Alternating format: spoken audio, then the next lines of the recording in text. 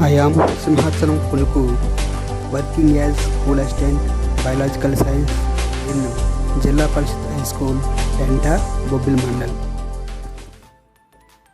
Okay students, today we will discuss 10th class biology, second chapter, respiration, the energy producing system. In this video, we will see cellular respiration, anaerobic respiration, respiration versus combustion, and evolution in gas exchange systems. ఈరోజు మనం 10వ తరగతి జీవశాస్త్రం 2వ పాఠ్యాంశం శ్వాసక్రియ శక్తి ఉత్పాదక వ్యవస్థ గురించి చర్చించుకుంటాం. ఈ వీడియోలో మీరు కణ శ్వాసక్రియ, అవాయు శ్వాసక్రియ, శ్వాసక్రియ దహనముల మధ్య సంబంధము మరియు భేదము, అలాగే వాయు మార్పిడి వ్యవస్థ పరిణామం గురించి కూడా తెలుసుకుంటాం. Let us know what is cellular respiration. Respiration is the process of release of energy from nutrients as to take place inside of the cells. It is called cellular respiration.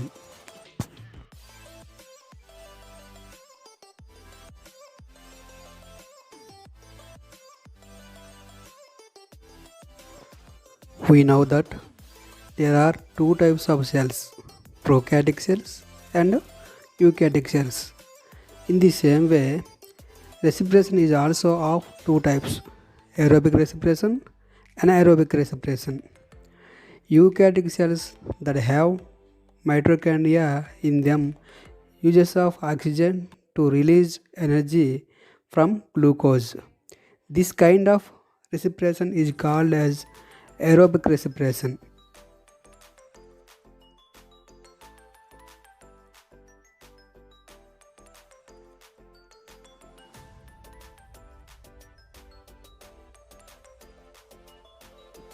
Prokaryotic cells that have no mitochondria, so do not use oxygen to release energy from glucose.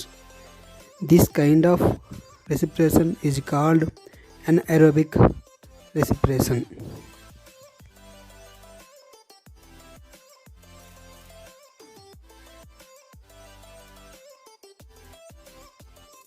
Cellular respiration in prokaryotic cells, like that of bacteria, occurs within the cytoplasm. In eukaryotic cells, cytoplasm and mitochondria are the sites of the reactions. The produced energy is stored in the mitochondria in the form of ATP.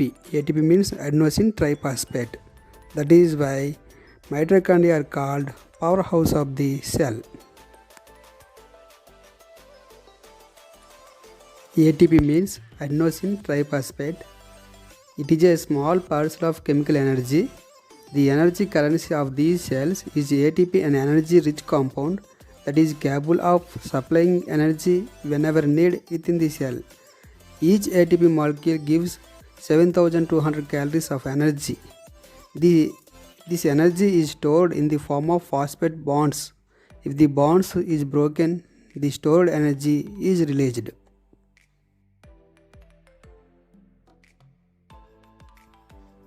In the process of cellular respiration, the first stage is the breakdown of glucose, a 6-carbon molecule, into 3-carbon molecule called pyruvate. This process is known as glycolysis. In Latin, glyco means sugar, lysis means breakdown. This process takes place in the cytoplasm. In the second stage, if oxygen is available, it means in aerobic respiration, pyruvate is oxidized to carbon dioxide and water. Large amount of energy is released. This process takes place in the mitochondria.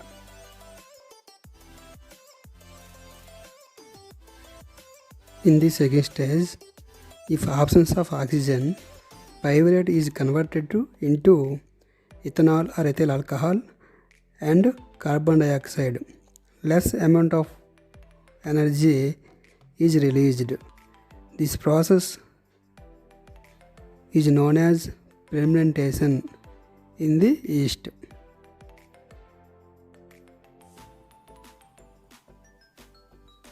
In the second stage, if less amount of oxygen available, pyruvate is converted into lactic acid and less amount of energy is released. This process takes place in our muscle cells. కణ శ్వాసక్రియ అంటే ఏంటో ముందు తెలుసుకుందాం.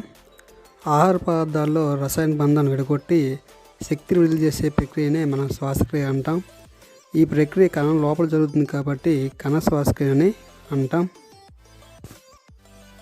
కణాల్లో కేంద్రపూర్వ కణాలు, నిజ కేంద్ర కణాలు ఉంటాయని మనకు తెలుసు. కేంద్రపూర్వ కణాల్లో త్వచిత కణాంగాలు ఏవి ఉండవు, అంటే మైటోకాండ్రియాలు కూడా ఉండవు. కాబట్టి కణ శ్వాసక్రియ కణ ద్రవ్యంలోనే జరుగుతుంది.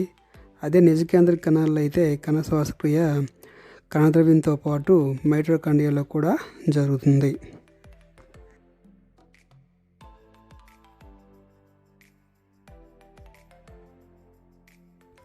కణ శ్వాసక్రియలో విడుదలైన శక్తి ఏటీపీ రూపంలో మైటోకాండ్రియాలో నిల్వ ఉంటుంది. కాబట్టి మైటోకాండ్రియాని మనం power house of the cell, కణ శక్త్యాగారాలు అని కూడా అంటాం. ఏటీపీ అంటే అడినోసిన్ ట్రైఫాస్ఫేట్. ఇది ఒక రసాయన శక్తి రూపం. దీన్ని మనం ఎనర్జీ కరెన్సీ అని కూడా అంటాం. కణానికి శక్తి అవసరమైనప్పుడు ఇది అందిస్తుంది. ప్రతి ఏటీపీ అణువులో దాదాపు 7200 క్యాలరీ శక్తి నిల్వ ఉంటుంది.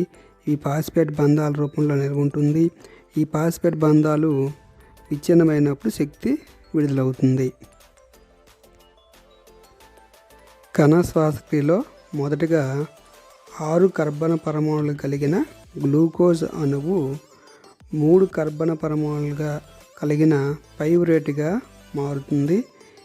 ఈ ప్రక్రియ కణద్రవ్యంలో జరుగుతుంది. ఈ ప్రక్రియ మనం గ్లైకాలసిస్ అంటాం. గ్లైకో అంటే చక్కెర అని అర్థం, లైసిస్ అంటే విచ్ఛిన్నం అని అర్థం. అంటే గ్లూకోజ్ అణువు విచ్ఛిన్నం చెంది 3 కర్బన పరమాణువులు కలిగిన 2 పైరువేట్ అణువులుగా మారుతుంది. ఈ గ్లైకాలసిస్ ప్రక్రియకు ఆక్సిజన్ అవసరం లేదు. కాబట్టి వాయు సహిత అవాయు శ్వాసక్రియ రెండింటిలో కూడా ఈ ప్రక్రియ జరుగుతుంది. వాయు సహిత శ్వాసక్రియలో ఈ పైరువేట్ అణువు అనేక చర్యలు జరిగి చివరికి కార్బన్ డయాక్సైడ్ నీరుగా మారుతుంది. ఈ ప్రక్రియలో ఎక్కువ మొత్తంలో శక్తి విడుదలవుతుంది. ఈ ప్రక్రియ అంతా మైటోకాండ్రియాలో జరుగుతుంది. ఆక్సిజన్ లభ్యత తక్కువగా ఉన్నప్పుడు ఈ పైరువేట్ అణువు అవాయు శ్వాసక్రియ ద్వారా లాక్టిక్ ఆమ్లంగా మారుతుంది. ఈ ప్రక్రియలో కొద్ది మొత్తంలో శక్తి విడుదలవుతుంది. అలాగే అవాయు శ్వాసక్రియ జరిపే ఈస్ట్ వంటి జీవుల్లో ఈ పైరువేట్ అణువు ఇథైల్ ఆల్కహాల్ లేదా ఇథనాల్ మరియు కార్బన్ డయాక్సైడ్గా మారుతుంది. ఈ ప్రక్రియలో కూడా కొద్ది మొత్తంలో శక్తి విడుదలవుతుంది.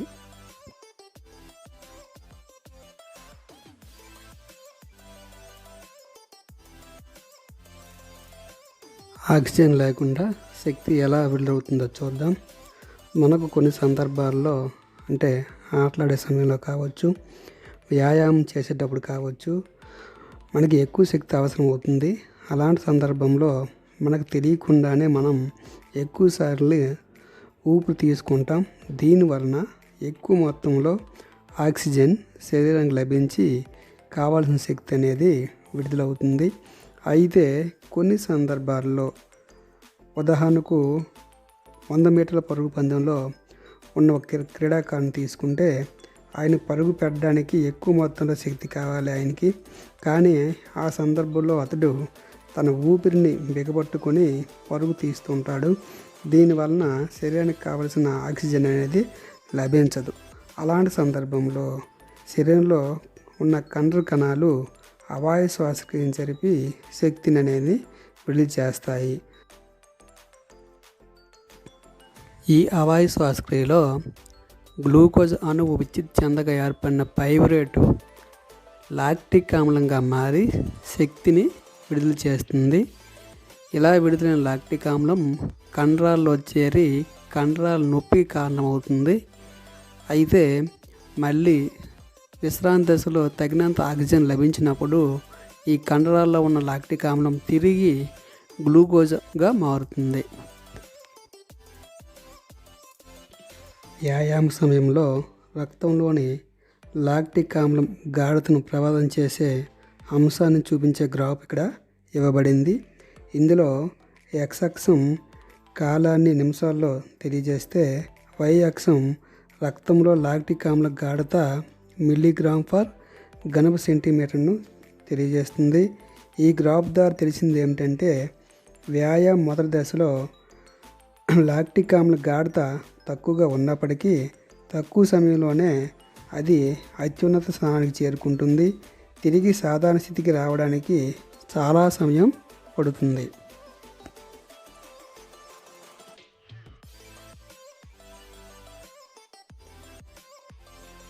If we need more energy, we have to breathe more oxygen. That's why when we run or do lot of physical activity, we breathe rapidly and takes more oxygen. But in some circumstances, our body needs more energy with less oxygen or without oxygen. For example, an athlete in 100-meter race requires more energy to run. But in this case, the oxygen availability is very low or completely absent. How does the body produce energy need to run when oxygen is not available? In such a case, the muscles in the body perform anaerobic respiration. In this anaerobic respiration, glucose first turn into pyruvate. This pyruvate then release energy and lactic acid without the help of oxygen.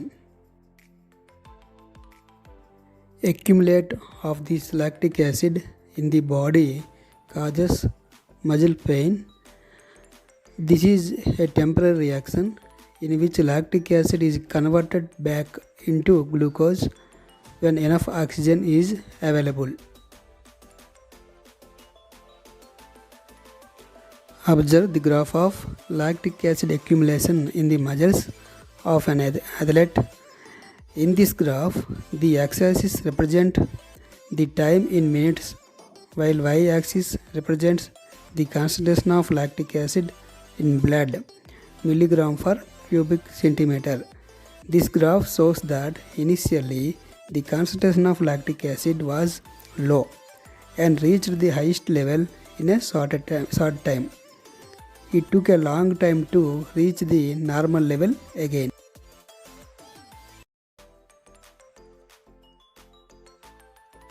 Lab activity: experiment with yeast.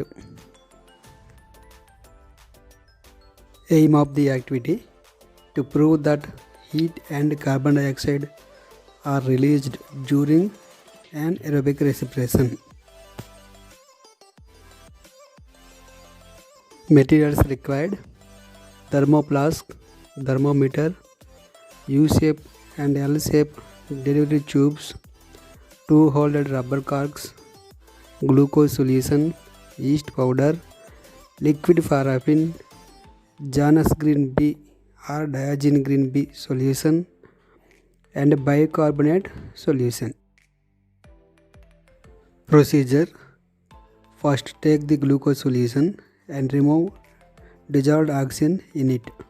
For this, the glucose solution should be heated for 1 minute and then cooled without shaking. If you wish to check that the oxygen has been removed from the solution, add few drops of Diogen green or Janus green B solution to this solution. This blue colored solution turns pink when oxygen is in short supply around it. Take the deoxygenated glucose solution in a thermoflask, add yeast to it, and pour liquid paraffin 1 cm thick on it. By pouring liquid paraffin, the oxygen supply to the glucose solution is blocked. Close the thermoflask tightly with a 2-hole cork. One hole is fixed thermometer and other for U-shaped glass.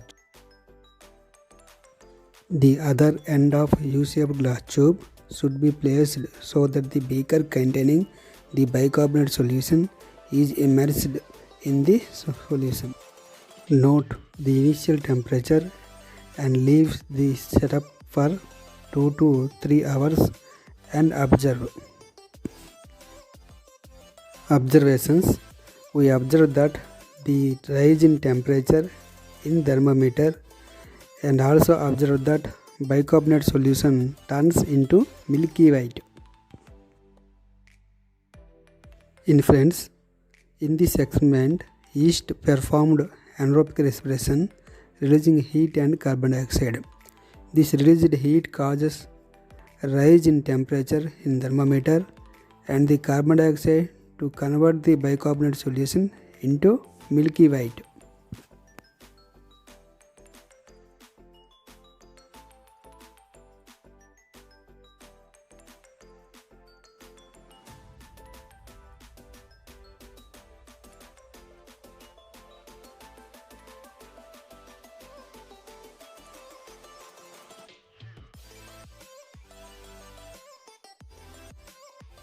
ప్రయోగశాల కృత్యం ఈస్ట్తో ప్రయోగం.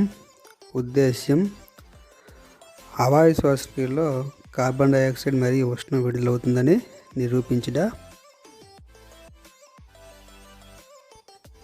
కావలసిన వస్తువులు: థర్మోఫ్లాస్క్, thermometer, గాజు గొట్టాలు, rubber Cox.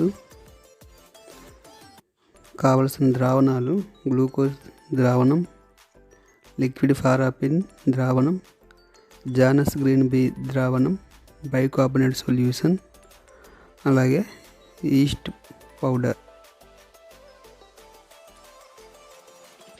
ప్రయోగ విధానం: ముందుగా గ్లూకోజ్ ద్రావణాన్ని తీసుకొని 1 నిమిషం పాటు వేడి చేసి కదలకుండా చల్లార్చాలి. అలా చేయడం వల్ల ఆ గ్లూకోజ్ ద్రావణంలో కరిగి ఉన్న ఆక్సిజన్ తొలగిపోతుంది. ఇంకా ఆక్సిజన్ ఉందో లేదో తెలుసుకోవాలంటే కొన్ని చుక్కల diazine green or Janus green B ద్రావణాన్ని వేసి చూడాలి. అప్పుడు ఈ నీలి రంగు ద్రావణం ఆక్సిజన్ లభ్యత తక్కువగా ఉన్నప్పుడు గులాబీ రంగులోకి మారుతుంది.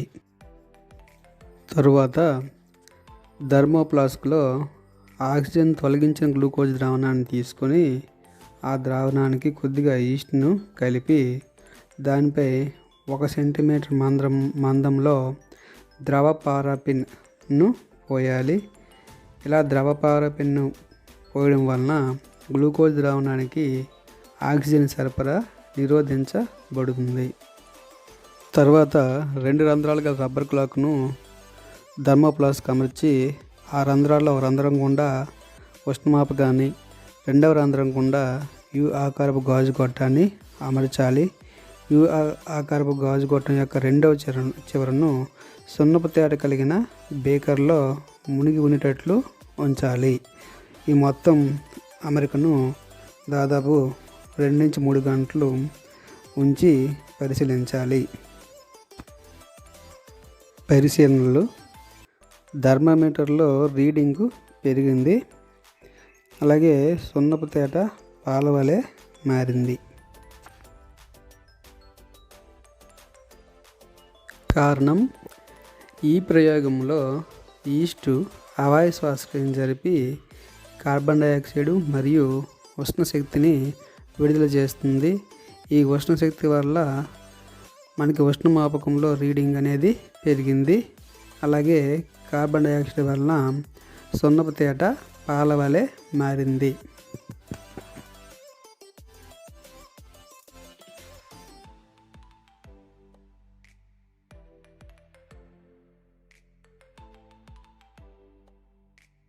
ఈ కృత్యం మీకు గుర్తుందా? మీరు 8వ తరగతి సూక్ష్మజీవుల చరిత్ర అనే పాఠ్యాంశంలో ఈ కృత్యాన్ని చేశారు. ఇందులో మైదా పిండిని తీసుకొని ఆ మైదా పిండికి ఈస్ట్ని కలపగా మరుసటి రోజు ఉదయానికి మైదా పిండి ఉబ్బుతుంది. ఎందుకు ఉబ్బుతుందంటే అక్కడ ఒక వాయువు విడుదలవుతుందని, ఆ వాయువు పేరు కార్బన్ డైఆక్సైడ్ అని, అలాగే ఈ మొత్తం ప్రక్రియను కిణవనం అంటామని అక్కడ మనం నేర్చుకున్నాం. అలాగే కిణవనం గురించి మరికొంత ఇక్కడ నేర్చుకుందాం. కిణవన ప్రక్రియ ద్వారా ఆల్కహాల్ తయారీ. చక్కెర ద్రావణాన్ని తీసుకొని దానికి కొద్దిగా ఈస్ట్ని కలిపి ఆక్సిజన్ లభించకుండా చూడాలి, అంటే మూత వేసుకోవాలి. ఈ మొత్తం అమరికను కొద్దిసేపు కదలకుండా ఉంచితే ఆ ద్రావణం నుండి ఒక ప్రత్యేకమైన వాసన వస్తుంది. దీనికి కారణం ఈస్ట్ అనేది చక్కెర ద్రావణంలో అవాయు శ్వాసకి జరిపి ఆ ద్రావణాన్ని ఇథైల్ ఆల్కహాల్ లేదా ఇథనాల్గా మార్చివేస్తుంది. అయితే ఈ ఇథైల్ ఆల్కహాల్ను మనం ఆంశిక స్వేదనం పద్ధతి ద్వారా ఆ చక్కెర ద్రావణం నుండి వేరు చేస్తాము. ఆంశిక స్వేదనం అంటే ఏంటంటే ప్రతి పదార్థానికి ఒక బాష్పీభవన స్థానం అనేది ఉంటుంది. ఈ బాష్పీభవన స్థానాల్లో తేడాల వలన ఒక పదార్థం నుంచి ఇంకో పదార్థం వేరు చేయడం మనం సులువు. ఇక్కడ చక్కెర ద్రావణాన్ని మనం వేడి చేస్తే చక్కెర ద్రావణం కంటే ఆల్కహాల్ యొక్క బాష్పీభవన స్థానం తక్కువగా ఉండడం వలన అది త్వరగా ఆవిరై వేరైపోతుంది.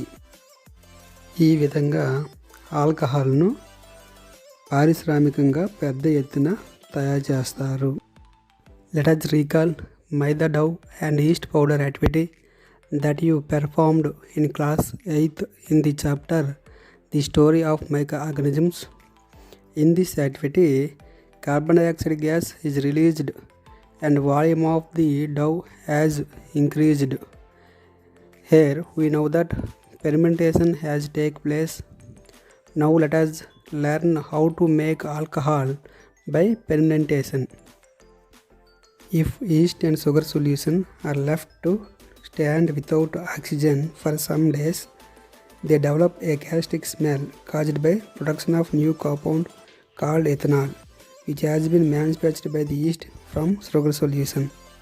The ethanol can be separated from the yeast glucose mixture by the process of fractional distillation, since ethanol boils at lower temperature than sugar solution.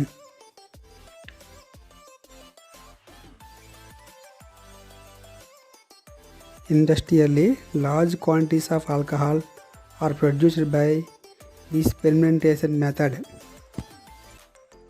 Next one is combustion. Arrange apparatus as shown in the figure and heat it over a flame. When heated for a long time, we observe that the sugar releases carbon dioxide, water and heat. We know that combustion of glucose gives carbon dioxide, water and energy, while from the respiratory equation we get the same products. Lavoisier around the late 18th century, through a series of careful performed experiments, came to the opinion that respiration was process like combustion.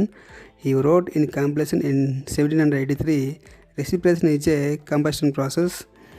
It is a very slow process, and here oxygen is not only combines with carbon but also with hydrogen. Robinson also stated that respiration is a type of combustion, and combustion is the source of heat in animals. Respiration and combustion are the same, but essentially the process must differ due to following reasons. Glucose must be burnt at a high temperature in the laboratory to liberate energy. If it happened in our cells, all cells would be burnt. Once glucose starts burning, we cannot stop the process easily, but living cells are able to exercise control over the sort of burning of glucose in the presence of oxygen. Water normally stops combustion from taking place, while cells contain lot of water and respiration still goes on. దహన చర్య పటంలో చూపిన విధంగా పరికరాన్ని అమర్చుకోవాలి. ఒక పరీక్ష నళికలో చక్కెరను తీసుకొని మంట సహాయంతో వేడి చేయాలి. అలా ఎక్కువసేపు మండించినప్పుడు చక్కెర కార్బన్ డైఆక్సైడ్, నీరు మరియు ఉష్ణశక్తిగా మారుతుంది. దహన చర్యలో విడుదలైన పదార్థాలు అలాగే శ్వాసక్రియలో విడుదలైన పదార్థాలు ఒకటే. 18వ శతాబ్దపు చివరి భాగంలో లెవోజియర్ నిర్వహించిన ప్రయోగాలు, నిశ్చిత పరిశీలనల ద్వారా శ్వాసక్రియ దహనం వంటిదని ఒక అభిప్రాయానికి వచ్చారు. 1783 సంవత్సరంలో లెవోజియర్ రాసిన వ్యాసాల్లో శ్వాసక్రియ ఒక దహన క్రియ, ఇది చాలా నెమ్మదిగా జరుగుతుంది. ఈ చర్యలో ఆక్సిజన్, కార్బన్తో మాత్రమే కాకుండా హైడ్రోజన్తో కూడా చర్య జరుగుతుందని ఆయన పేర్కొన్నాడు. అలాగే రాబిన్సన్ అనే శాస్త్రవేత్త శ్వాసక్రియ అనేది ఒక విధమైన దహన క్రియ, దీనివలన జీవుల శరీరానికి కావలసిన ఉష్ణం లభిస్తుందని చెప్పాడు. దహనక్రియ, శ్వాసక్రియ రెండు ఒకేలాంటివి అయినప్పటికీ వీటి మధ్య కొన్ని భేదాలు ఉన్నాయి. దహనక్రియ ఎక్కువ ఉష్ణోగ్రత వద్ద జరుగుతుంది. అంతే ఉష్ణోగ్రత వద్ద శ్వాసక్రియ జరిగితే కణాలన్నీ చనిపోయడానికి అవకాశం ఉంది. అలాగే దహనక్రియ ఒక అనియంత్రిత క్రియ, ఇది మొదలైన తర్వాత ఆపడం అంత సులువు కాదు. అదే శ్వాసక్రియ అయితే నియంత్రిత చర్య, ఇది కణాల నియంత్రణలో జరుగుతుంది. అలాగే దహనక్రియ నీరు ఉంటే జరగదు, కానీ ఎక్కువ శాతం నీరు ఉన్నప్పటికీ, కణాల్లో ఎక్కువ శాతం నీరు ఉన్నప్పటికీ శ్వాసక్రియ జరుగుతుంది.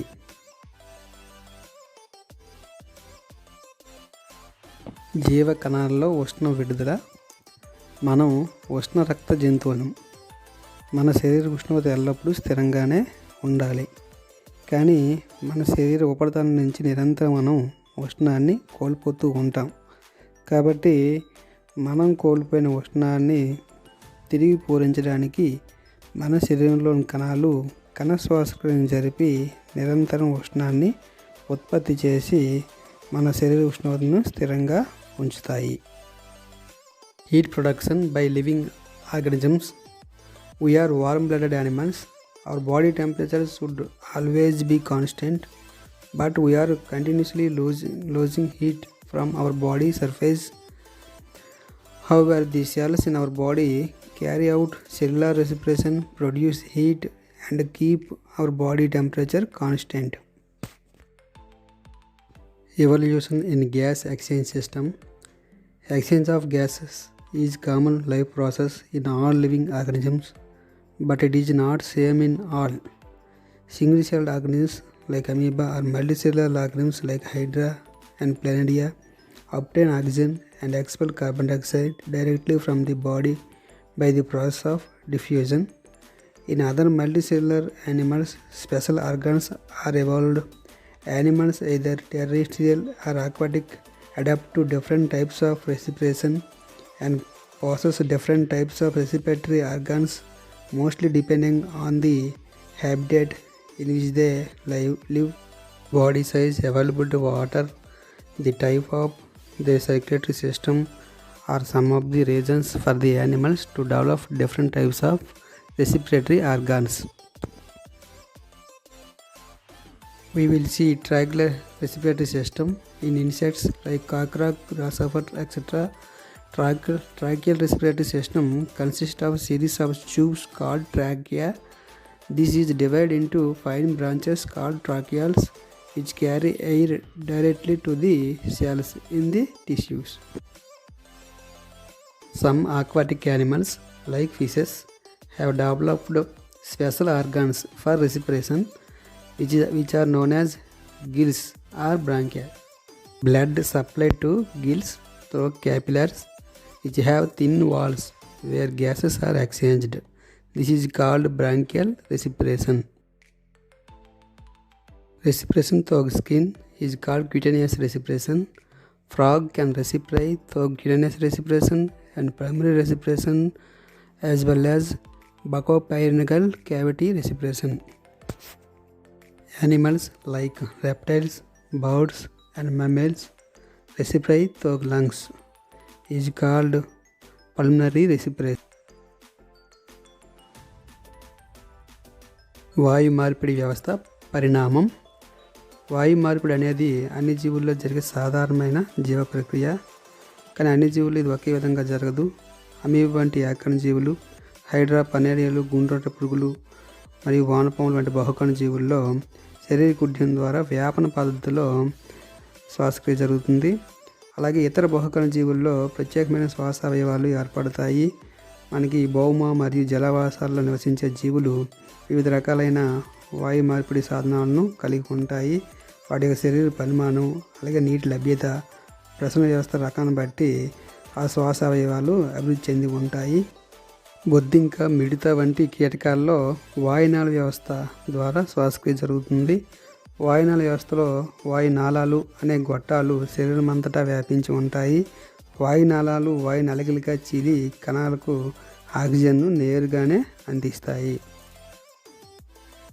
చేపల వంటి కొన్ని జలచర జీవుల్లో శ్వాసక్రియ కోసం మొప్పలు అనే ప్రత్యేకమైన అవయవాలు ఉంటాయి. ఈ మొప్పలు కుడియాలు పలుచగా ఉండి ఎక్కువ రక్తకేశ నలికను కలిగి ఉంటాయి. వీటి ద్వారా వాయు మార్పిడి జరుగుతుంది. ఈ విధమైన శ్వాసక్రియను బ్రాంకియల్ లేదా గిల్ రెస్పిరేషన్ మొప్పల ద్వారా జరిగే శ్వాసక్రియ అని అంటాము. కప్పల వంటి ఉభయచర జీవుల్లో చర్మం ద్వారా శ్వాసక్రియ జరుగుతుంది. దీన్ని చర్మీ శ్వాసక్రియ లేదా క్యూటేనియస్ రెస్పిరేషన్ అని అంటాం. కప్పలు చర్మ శ్వాసక్రియతో పాటు ఊపిరితిత్తుల ద్వారా, అలాగే ఆక్సిగ్రహణ కుహరం ద్వారా కూడా శ్వాసించగలవు. సరీసృపాలు, పక్షులు, క్షీరదాల్లో ఊపిరితిత్తుల ద్వారా శ్వాసక్రియ జరుగుతుంది. ఇటువంటి శ్వాసక్రియను ఉపశ శ్వాసక్రియ అని అంటాము. ఈ వీడియోలో చర్చించిన అంశాలన్నీ అందరికీ బాగా అర్థమయ్యాయి అనుకుంటున్నాను. అందరికీ ధన్యవాదాలు.